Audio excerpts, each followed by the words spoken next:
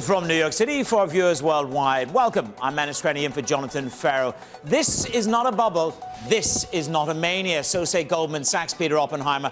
We're going to debate that thesis over the next hour. Countdown to the Open kicks in right now.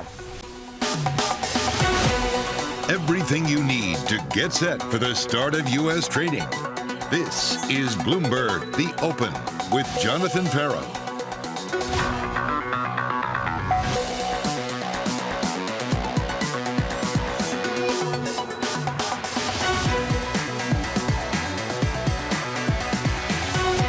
Coming up, stocks take a breather after closing out February at a record highs. Investors digest the latest Fed speak with more officials on deck, and the regional bank pressure mounts again. NYCB finds a material weakness in loan reviews. We begin with a big issue. New month, same story. We've got these markets at record highs. Record highs. All-time highs. The equity rally. It's pretty hard to fight at this point. I think we're going to see a broadening out. You are seeing a broadening out to other parts of the large cap universe. That is a good narrative for a healthy bull market. We do see in that Goldilocks scenario some quite substantial upside still to come. Momentum, sentiment is driving this market higher. Confidence in growth, inflation, and interest rates coming down. Positive U.S. growth coupled with Fed cuts, which will come even if we get a little bit of a slowdown, means that you can have a pretty positive outlook for equities. They're reflecting pretty good fundamentals. The aggregate measure of equity positioning does not suggest euphoria. I don't think the valuations yet are consistent with any kind of bubble or mania. Joining me now to discuss that debate, it is Citigroup's Stuart Kaiser and Morgan Stanley's Lisa Shallett. Good to have you with me both. This is not a bubble. This is not stretched. This is not euphoria that's going to break. Good morning to you both. Lisa, let me bring it straight to you. I mean, those are some sage voices throughout the week. Join the narrative and define whether you're on the euphoria and it's running out of steam narrative, or you think there is miles to go before we sleep. Good morning. Good morning, and thanks for having us this morning. Look, I think we have to be very careful about using words like mania, because you never know that you're in an exuberant mania or a bubble until you're at the other side of it and it bursts.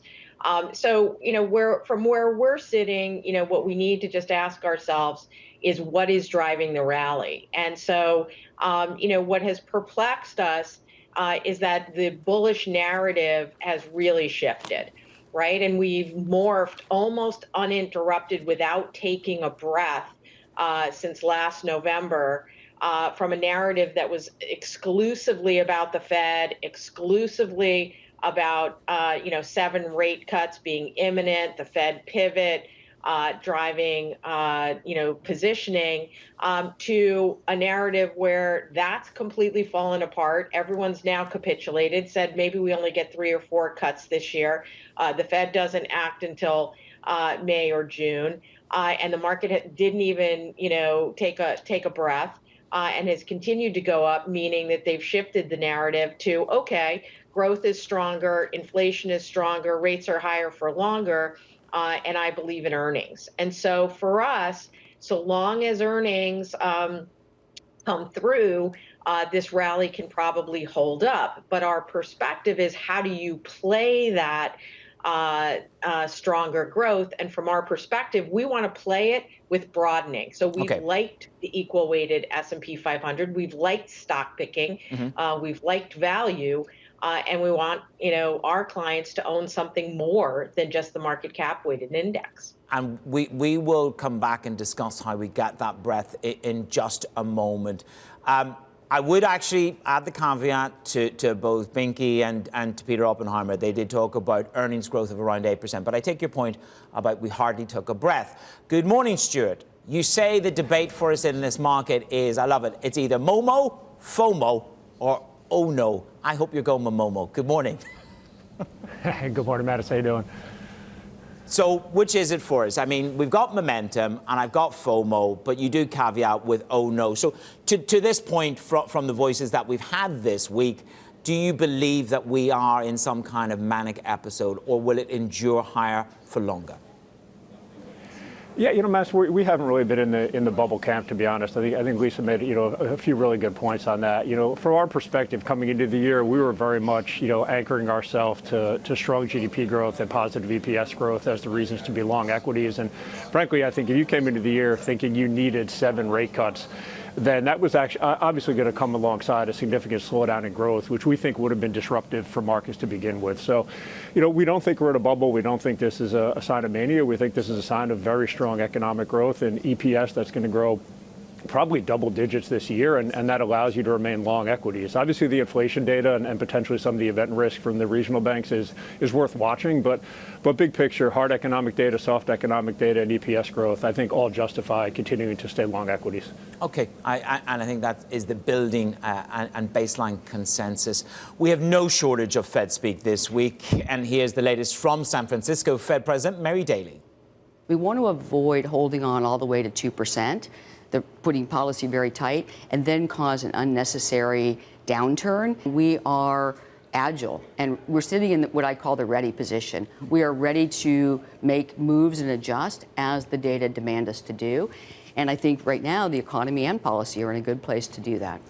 And she goes on to say there is no imminent risk of the economy faltering. So strong and bullish narrative there from Mary Daly. Mike, good morning. We have more Fed speak to go before we sleep, but set the table for us. Yeah. Well, let's go back a little bit and set the table, Manus. Take a look at the month of February, because the last Fed meeting was January 31st. So it's kind of a neat calendar activity. You can see the beginning of the month we had the jobs report and the 2-year yield jumped up. And then in the middle of the month we had the CPI and the 2-year yield jumped even higher.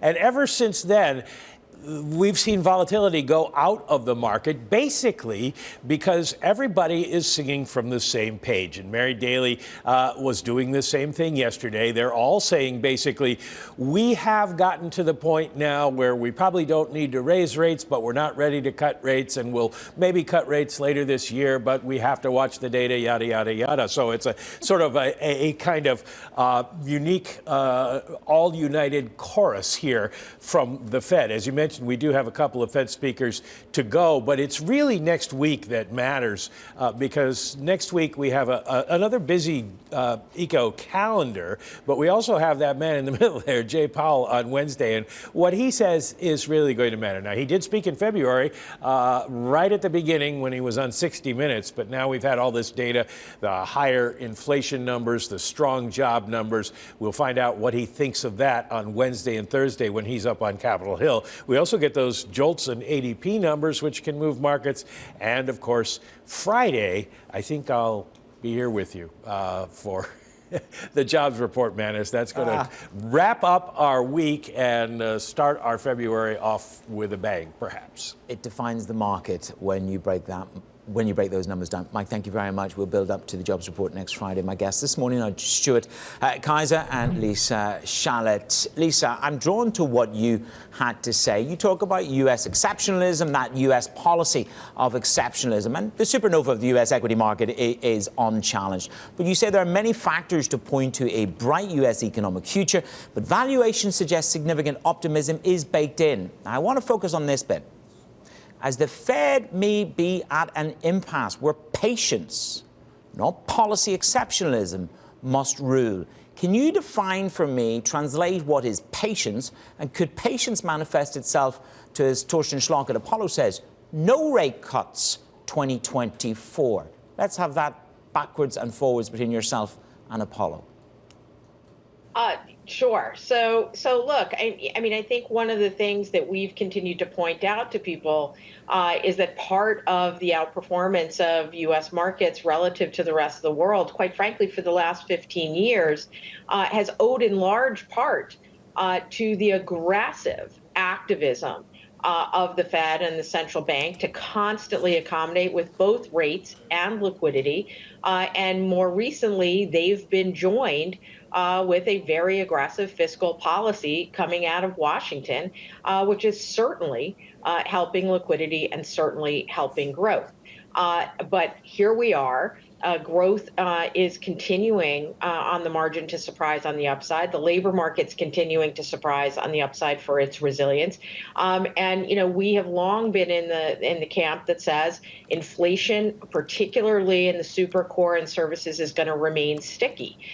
If that's the case, the Fed really has no legitimate justification to cut for the sake of cutting.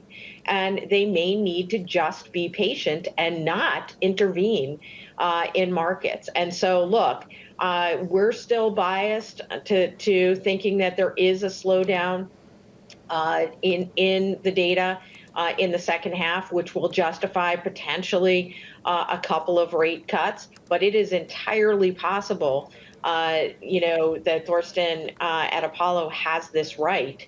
And the Fed actually does stay on hold the entire year.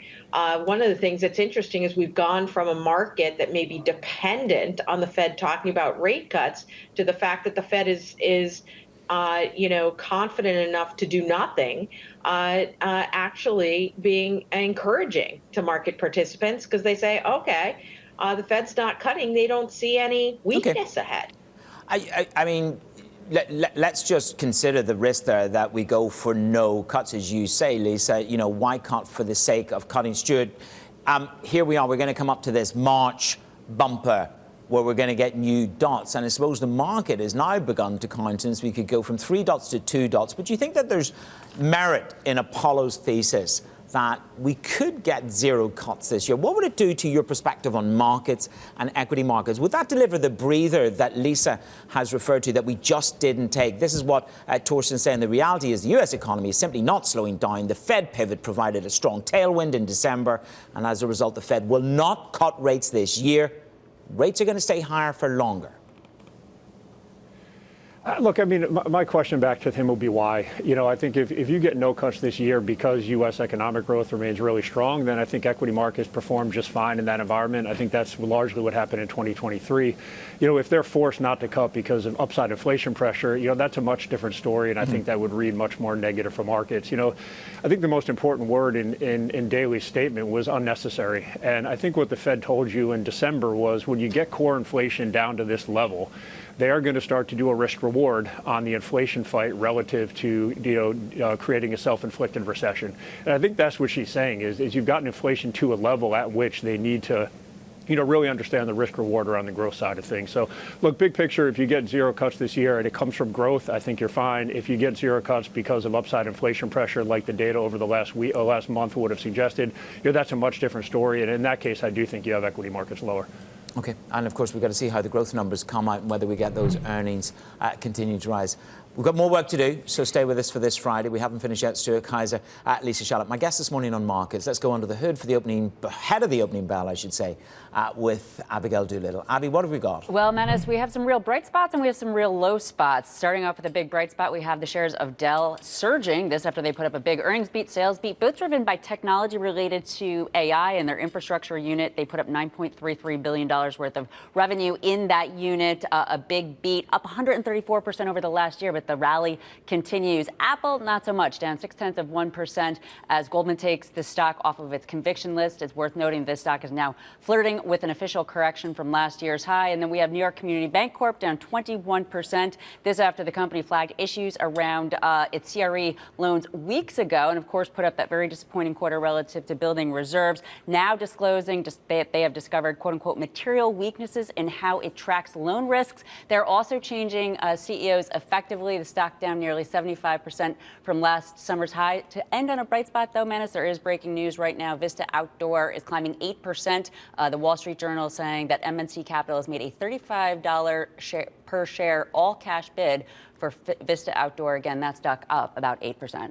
Yeah, this whole M&A feature of 2024 is really beginning to ramp up. We'll track those prices at the open. $35, all cash bid. Abby, thank you very much. Good work coming up.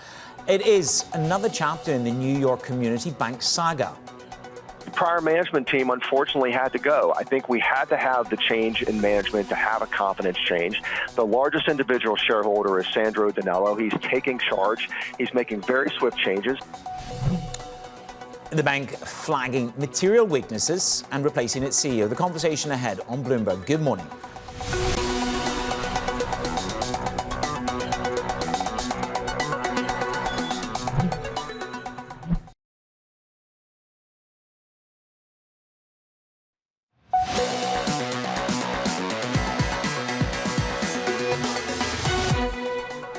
Prior management team unfortunately had to go. I think we had to have the change in management to have a confidence change.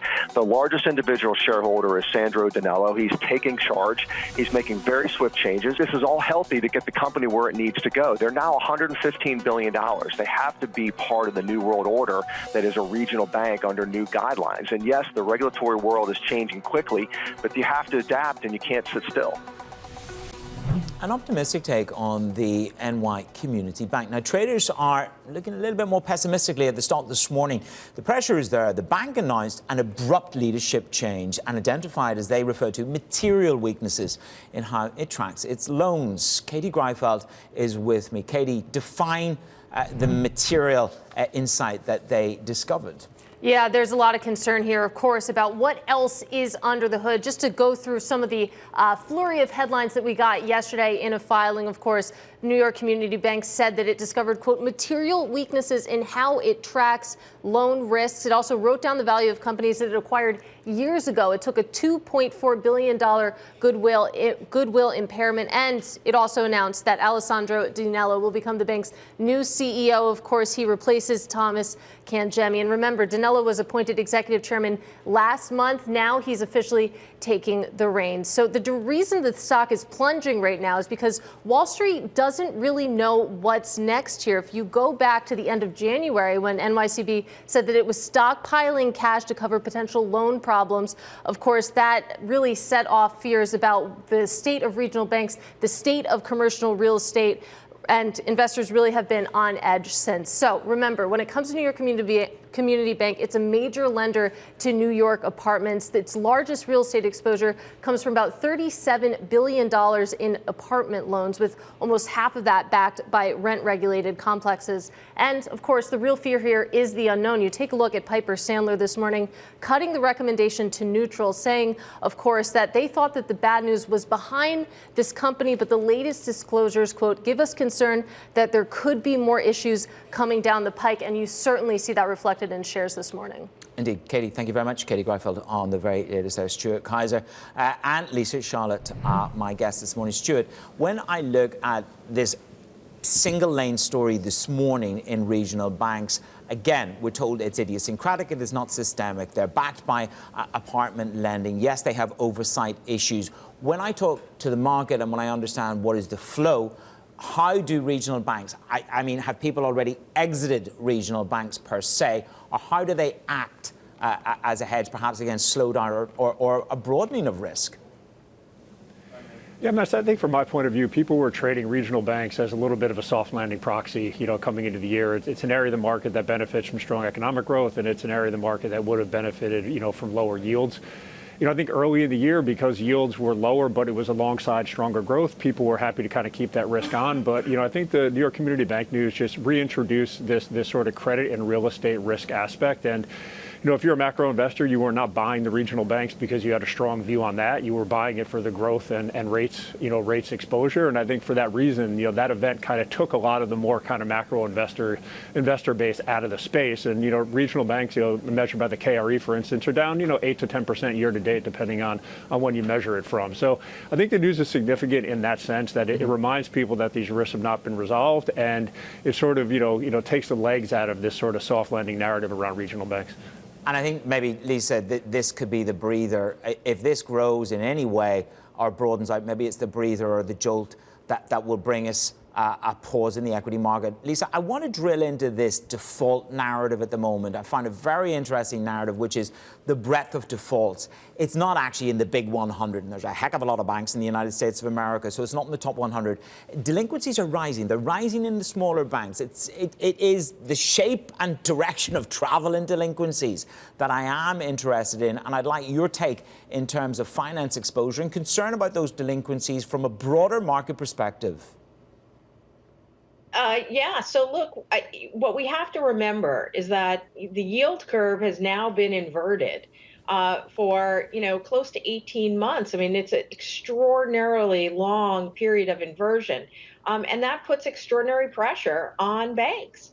And the regional banks have gone through their issues with regard to how they were funding themselves. We know the issues from last year with regard to the Treasury market. The latest concerns are their exposure to local commercial real estate woes, and that's legitimate. And now you bring up, the issue about default rates rising, both around consumer exposure and small and mid-sized business lending exposure. And look, this is the one part of the economy. We talked about how higher for longer might be okay for the large cap market because they see that as confidence in growth. But higher for longer rates and inflation are not going to help the parts of the market that are exposed to the regional banking system. And that is, some of these smaller local family-owned businesses, some of the unprofitable small businesses, some of the commercial real estate and local real estate businesses. These are folks who are very dependent on rates, and the timing of a rate cut matters to them. And this yield curve inversion is going to continue to be kind of a slow burning pressure on regional banks. Okay, Lisa, thank you so much. Stuart, of course, we are aware of your momentum trades. It's long industrials, tech and financials. But the headline of the day, team, is maybe the risk, according to Apollo, of no rate cuts. Let's all go home and think about that for this weekend. Stuart Kaiser, Lisa Charlotte, my guest this morning. Coming up, your morning calls. Let the good times roll. We'll catch up with Troy Goetsky of FS Investments on why he sees a rosy picture for the U.S. economy. Good morning from New York. This is Bloomberg.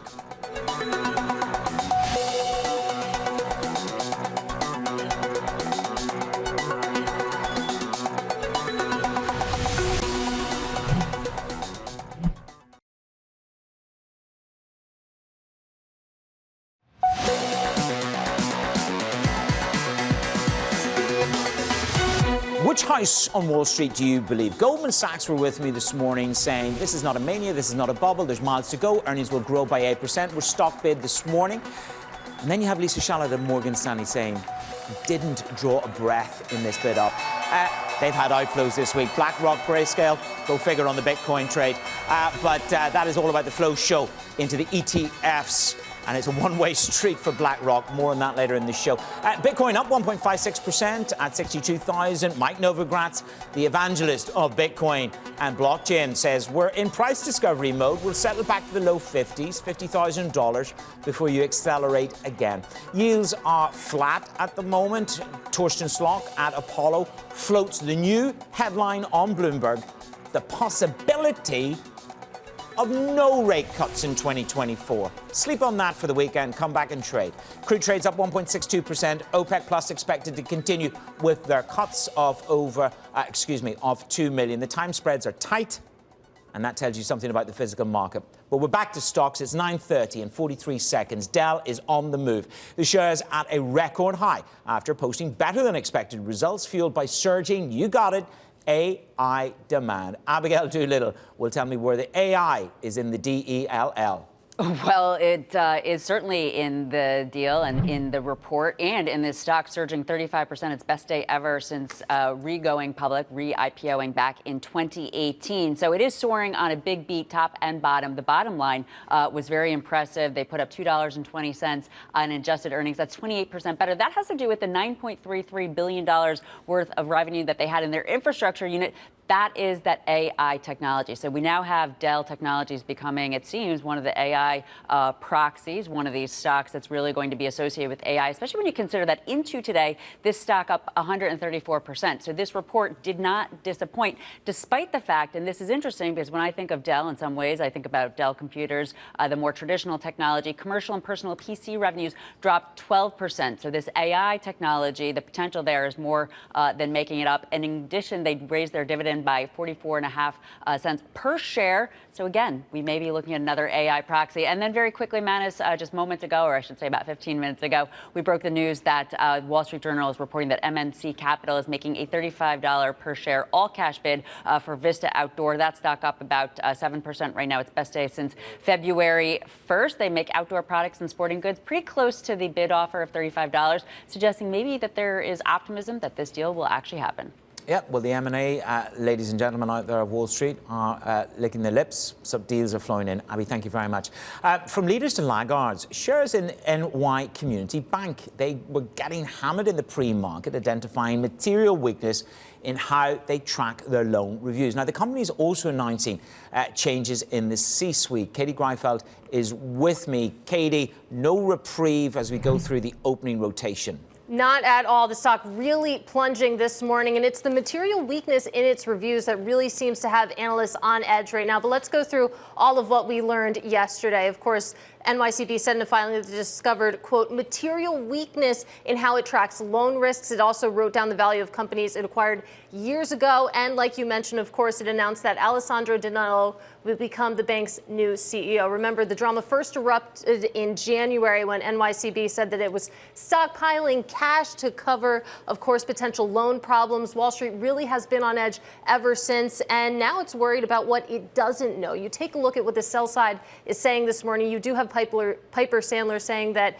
the latest disclosures, quote, give us concern that there could be more issues coming down the pike. Of course, we heard something similar from Citi saying that the main issue is that management statement of material weakness in its internals controls with respect to a key foundation of its business model. You add it together, and of course, the outlook is very pessimistic right now. The stock continuing to accelerate to the downside, currently down about 27%, Manus. Okay, Katie, thank you very much. Katie Greifeld on NY Community Bank Corp. Very much under pressure. Now, some of the issues with the paperwork over at Beyond Meat, the company failing to file what's called a 10K report by February 29th, the deadline, due to technical difficulties, we're told. Simone Foxman can give us the details. What have we got, Simone?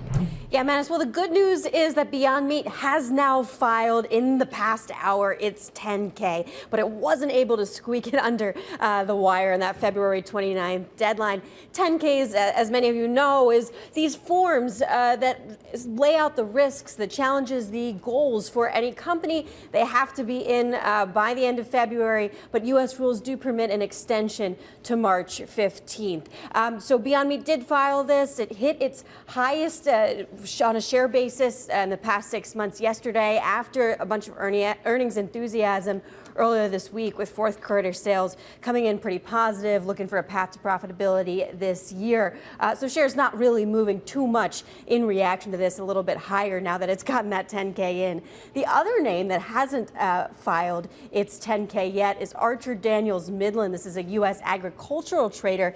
It has delayed publication for a different reason. It's doing an internal probe of its accounting issues having to do with its nutrition unit, according to sources. And in January, announced it's put its CFO on leave. So this morning said it anticipates reporting material weakness in the company's internal financial reporting practices, but did say, and this may be the cause of some of this enthusiasm in the shares this morning, that this won't impact consolidated balance sheets, statements of earnings, and cash flows.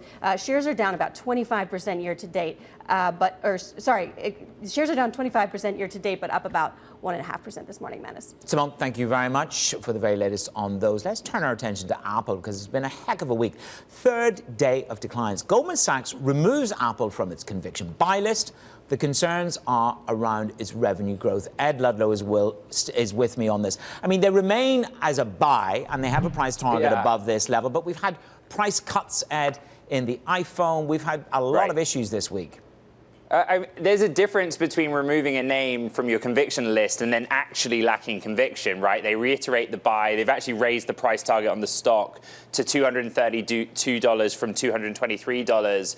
But I guess that what Goldman's doing is amplifying the concerns that are out there, right? The reporting that on some third-party platforms, for example, Alibaba's Tmall in China, that the price of an iPhone dropped about $180 this week, which signals some weakness in what is a critical end market. But the language that Mike Ng uses from Goldman is that those growth narratives, the focus of the market on slower product cycle and the problems in China is masking the idea that the ecosystem is strong. I find that really interesting because look at our research from our Bloomberg intelligence analysts. This week, Mobile World Congress is going on in Barcelona. And what you saw from many of Apple's competitors, particularly Chinese domestic handset manufacturers, was them demonstrating how to use generative AI on a handset. Apple has not yet done that. But what Anurag Rana from Bloomberg is writing about is that I don't know what generation iPhone you have, Manis. I always have the latest iPhone or Samsung,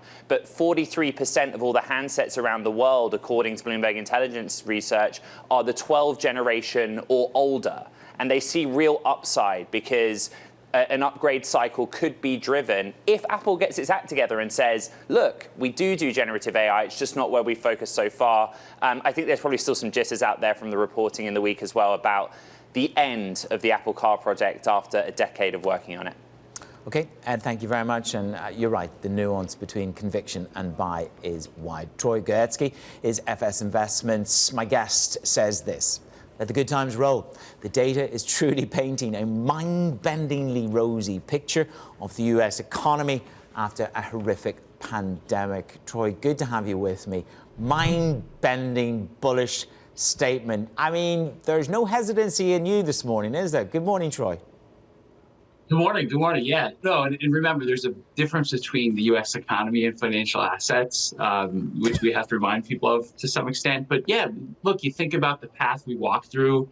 It looked like a very reasonable probability that we'd enter a recession sometime in late 23, particularly when banks started to fail. You had a massively inverted yield curve, which Lisa was discussing earlier. Yeah. You had money supply shrinking. But if you look where we are today, I mean, obviously consumption's slowing, but the labor market's still very, very tight. It's very hard to identify a catalyst that would lead to a wave in layoffs, right, which would weaken the consumption power of the consumer. And government spending is trending higher. A lot of the stimulus is in the pipeline. It has yet to be spent. Labor hoarding is a real thing. So, the good news for investors is that the probability of recession has dropped dramatically. And so now it's really time to figure out how to put those cash hoards to work and what type of growth exposures do you want to go for and what type of income exposures do you want to go for? Well, what kind of growth exposures do you want to go for? I can understand, and I've had a lot of verification on Mag 7 in terms of margins, in terms of sales. Yes. So where else is the growth narrative for you? Yeah, so certainly you should have some exposure to market cap weighted indices. Definitely fade the whole equal weight, fade the value catch up to growth because those are wonderful companies. But other than that, if you look at your choices, the area that we've liked for several years now is middle market private equity. Because there you have smaller companies where it's easier to grow EBITDA from 25 to say $75 million. The exit strategy is much more transparent, whether it's M&A, smaller IPOs, or selling to a mega cap LBO shop. You have far less leverage, which is critically important now because debt service coverage costs have gone up a lot as interest rates have risen.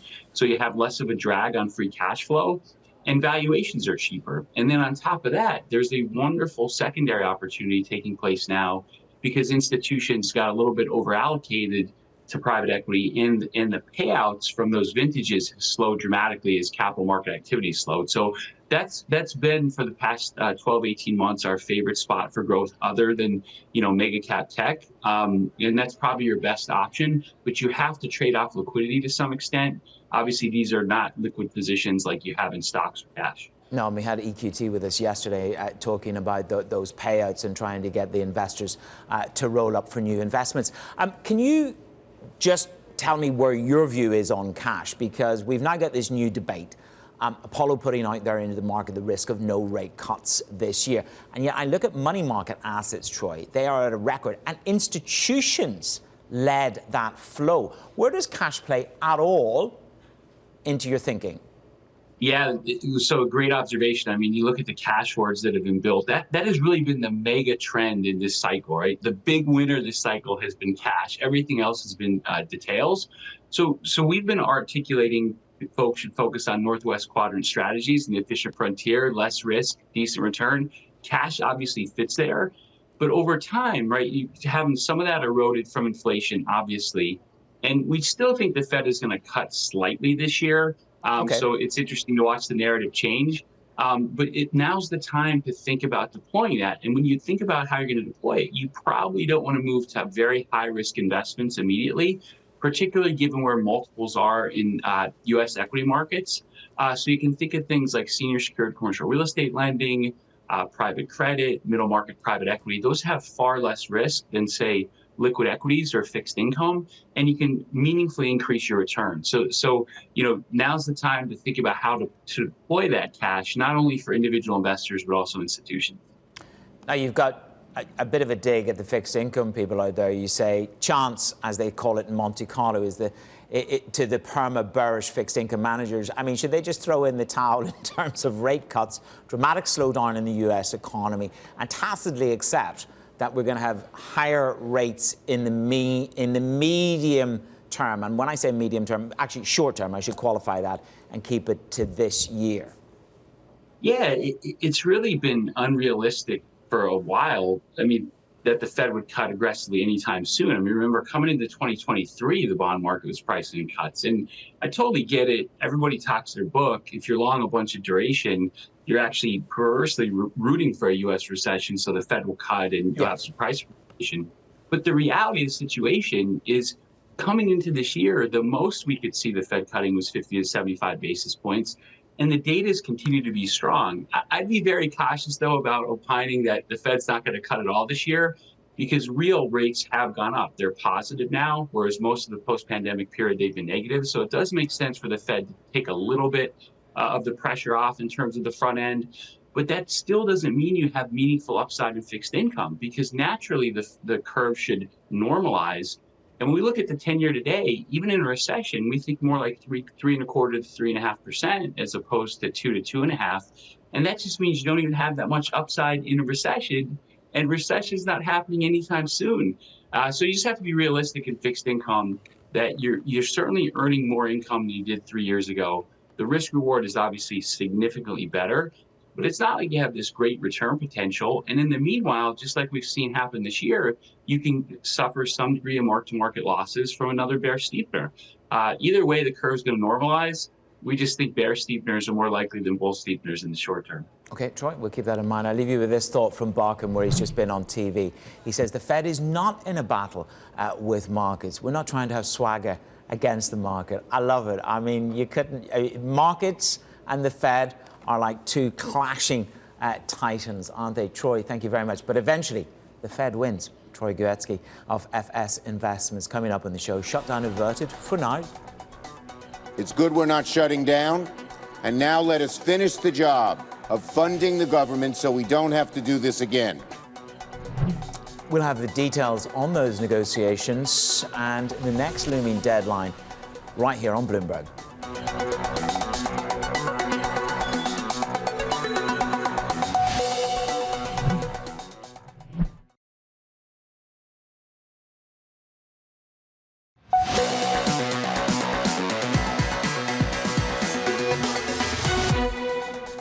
When we pass this bill, we will have, thank God, avoided a shutdown with all its harmful effects on the American people. I thank my colleagues for working together. It's good we're not shutting down. And now let us finish the job of funding the government so we don't have to do this again. Congress approving temporary funding to avert a partial shutdown. Now, the interim measure moves to the next deadline, March 8th. President Biden writing in his statement, quote, "I want to be clear. This is a short-term fix. In the days ahead, Congress must do its job and pass a full-year funding bills that deliver for the American people. Can they? Will they? Is there the appetite? Or is there political obfuscation?" Anne-Marie Hordern can divine that for me. Anne-Marie. Well, they're kicking the can down the road, which we've seen them do not just once, but this is the fourth time, at least, they've been doing this. So what they have to do now is get these appropriation bills done. I'm less concerned with March 8th. March 22nd is going to become incredibly challenging. The kind of appropriation bills they need to start funding, and then these departments have to deal with defense, homeland security. And what you are seeing is Republicans try to look for limits on some reproductive services, and also they want to change immigration laws. So then the policy is going to get very difficult when you start looking at how they're going to fund these administrations, part of the federal government. One thing we should note, Mattis, everyone was talking about whether or not Speaker Johnson will lose his job. 97 Republicans voted against this stopgap funding measure, but yet a lot of them came out and they said, look, this is what Washington has to do, and for now, his job is safe. But there's going to be a lot of challenges upcoming. Where are the biggest stumbling block, roadblocks to making a more progressive deal, a longer-term deal? Well, we heard from Republicans that they don't want to do these omnibus deals where you just put everything into one package. They want 12 different appropriation bills. It looks like they're getting closer on some of these, that the deadline was supposed to be the 1st. It's now going to be the 8th. The issue is going to come when it comes to March 22nd. And we have to remember, if they don't fund the government, the deal that was done under former Speaker McCarthy and President Biden would be a 1% cut across the board on where federal funding is right now. So potentially you have some Republicans who want to drag this out to get to that day. Okay, well, we're counting down. Let's see what the votes come in. And, of course, next week we have State of the Union. We have Super Tuesday. You're going to be busy, Ms. Horton. Thank you very much, Amory Horton, following the political junkets. We have some breaking PMIs crossing the Bloomberg terminal. Abigail Doolittle is here to break them down. Abby. We certainly do. We have lots of information to break down here, Manna. So relative to the S&P Global U.S. Manufacturing PMI, the final reading for February coming in at 52.2. This, of course, is an expansion territory. Anything below 50, contraction. Above is expansion. The survey had called for the preliminary 51.5. So this is a little better than expected. Strong for the economy. Not seeing too much of a reaction relative to rates, although they are slightly higher. So maybe that's a little bit of that strength there. As for other breaking news, New York Community Bank Corp, after that disclosure around material weaknesses being down, shares had been halted for a period of time. They are now trading again at session lows, essentially down 27%. There's a slew of headlines out, including the idea that the material weaknesses are not expected to impact 2023 revenues. The allowance for credit losses isn't expected to change anytime soon, is one of the headlines. So it seems as though they are trying to convince investors that they are really taking care of the situation. But with the stock at session lows, investors really looking past this fear and uncertainty ruling as we have a change in the C-suite. And then not breaking news, but news that we try to do at this time every day. Sectors. From a sector standpoint, we have the S&P 500 up ever so slightly. We have a few sectors higher. Energy, the best sector, up 1.3%. This, of course, in sympathy with oil, up about 1.5%. The worst sectors, utilities, down 1.6%. Yields are down. Of course, yesterday, though, also Xcel Energy revealed that they disclosed in a filing that a law firm, an unnamed law firm, is asking them to keep a utility pole that could be responsible for the big wildfires down there. That could be a piece of the weakness. On the week, we are looking at a number of the sectors trading higher. The home building sector up 1.3%, and then these are some of the subsectors, Manus. That KBW Bank Index, that's the one we really want to take a look at. The regional bank index down 2.8%, and of course, much of that driven by New York Community Bank Corp. Absolutely. Great to get those headlines in, and the oil market trades higher, giving you that sector performance. We're going to take you through the market moving events for the rest of your day on the Trading Diary in just a moment. Beautiful day in New York City. Good morning.